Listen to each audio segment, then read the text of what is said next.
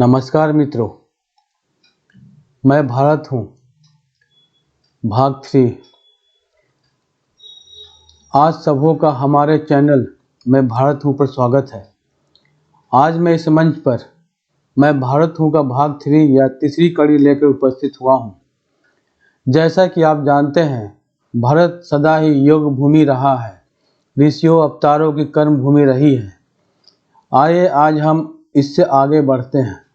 आपने अभी तक हमारे 2 भागों को सुना होगा। आज उसी कड़ी में तीसरी कड़ी है। भारत की अवधारणा ब्रह्मांडीय चेतना की साकार प्रतिमूर्ति, वसुधैव कुटुंबकम।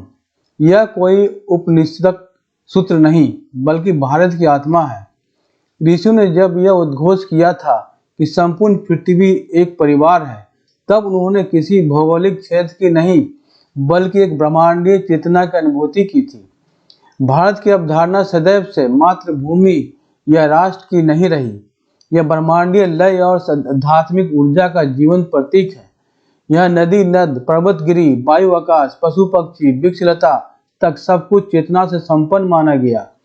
यही दृष्टि भारत को अन्य सभ्यताओं से विशिष्ट अलग बनाती है। भारतीय दृष्टि और ब्रह्मांडीय चेतना। उपनिषद कहते हैं, ईशावास्यमिदं सर्वम यत्किंच जगत्याम जगत। इसका मायने यह संपूर्ण जगत ईश्वर की चेतना से व्याप्त है। यह वाक्य भारतीय चेतना का मूल है। भारत के ऋषियों ने ब्रह्मांड को यात्रिक संरचना नहीं माना बल्कि इसे एक जीवंत, गतिशील और चेतना सत्ता के रूप में अनुभव किया।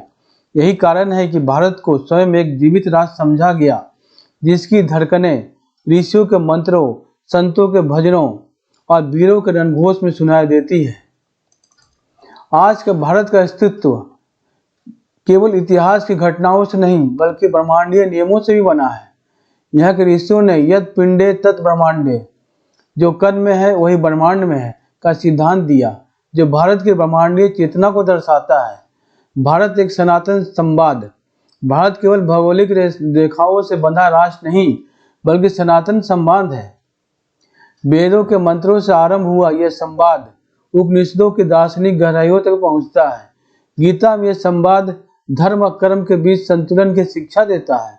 बुद्ध के उपदेशों में यह संवाद करुणा के रूप में झलकता है। महावीर की वाणी में यह अहिंसा का स्वर बनकर गूंजता है। गुरु नानक के शब्दों में यह समता प्रेम का संदेश देता है। और आज भी यह संवाद हर भारतीय की आस्था, परंपरा और जीवन धारा में प्रभावित हो रहा है। भारत आत्मा का भूगोल। भारत एक आत्मा का भूगोल है। भारत का भूगोल भी केवल नदियों, पर्वतों और मैदानों का भौतिक मानचित्र नहीं है बल्कि ये धात्मिक भूगोल है। गंगा का प्रवाह केवल जल की धारा नहीं है बल्कि अमृत की धारा है जो स्वर्ग से धरती पर उतरी। हिमालय केवल पहाड़ नहीं है बल्कि तपस्या और ऊर्जा का केंद्र है, जहाँ ऋषियों ने ब्रह्मांड के रहस्यों को उजागर किया। गंगा केवल धारा नहीं है बल्कि मुक्ति की प्रतीक है, मोक्ष का द्वार है। हिमालय केवल पर्वत नहीं बल्कि ध्यान तपस्या का अनंत शिखर है। इसलिए आज भी ऋषि मुनि लोग हिमालय पर्वत में मिलेंगे तपस्या करते हुए, ध्यान करते हुए। वाराणसी केवल नगर नहीं बल्कि अनादिकाल से प्रभावित आध्यात्मिक चेतना का केंद्र है। यही कारण कि भारत को देवभूमि और ऋषियों की भूमि कहा गया है। भारत शक्ति और करुणा का संगम है। गीता कहती है, यदा यदा हे धर्मस्य ग्लानिर्भवति भारत। ये भारत, जब जब धर्म की हानि होती है तब तब मैं अवतरित होता हूँ। इस श्लोक में स्वयं भगवान कृष्ण भारत संवाद कर रहे हैं। यह भारत केवल भूमि नहीं बल्कि जीवित सत्ता है जिसके साथ ईश्वर स्वयं प्रतिज्ञा कर रहे हैं। यही कारण है कि भारत में समय समय पर अवतार, संत और महापुरुष जन्म लेते हैं और पूरे संसार को नई दिशा देते हैं। भारत का सनातन स्वरूप क्या है? भारत की अवधारणा सीमाओं, जातियों या भाषाओं से परे है। यह उस चेतना का नाम है जो अनादि से अनंत तक प्रभावित होता है। यहाँ धर्म केवल आचार नहीं बल्कि जीवन का समग्र दृष्टिकोण है। यह राष्ट्र केवल राजनीतिक इकाई नहीं बल्कि ब्रह्मांडीय चेतना की साकार प्रतिमूर्ति है। भारत आज भी विश्व को यह सिखाता है कि विकास और विज्ञान केवल साधन है वास्तविक उद्देश्य मानवता आत्मोन्नति है। आ नो भद्रा कर्तव्यो यंतु विश्वता, मतलब सभी दिशाओं से कल्याणकारी विचार हमारे पास आए। यही भारत का सनातन संदेश है, यही उसकी भूमि है।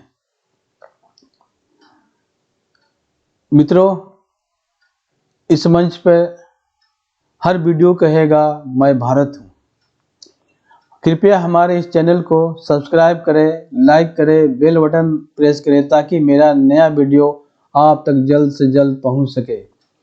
मित्रों, मिलते हैं फिर अगले वीडियो में। नमस्कार।